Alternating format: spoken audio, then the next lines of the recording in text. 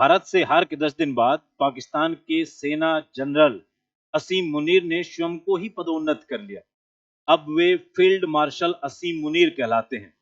वास्तव में ऐसा सिर्फ पाकिस्तान में ही संभव है। यह वही सेना है जो आज तक कोई भी युद्ध नहीं जीत सकी, किसी भी युद्ध में नहीं।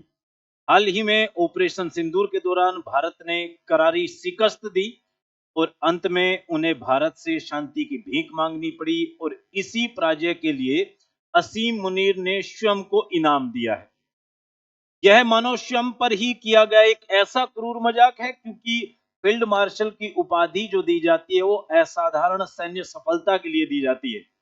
असीम मुनीर की उपलब्धि अवश्य ही असाधारण है, लेकिन सफलता की परिभाषा को खींच भी लिया जाए तब भी वे इस पद के योग्य नहीं ठहरते हैं। तो फिर वे इस पदोन्नति को कैसे न्यायोचित ठहराते हैं? संक्षिप्त में उत्तर यह है कि पाकिस्तान के सेना प्रमुख हैं वे। वहां किसी स्पष्टीकरण या जवाबदेही की कोई आवश्यकता होती नहीं। यह उस पद का ही हिस्सा है।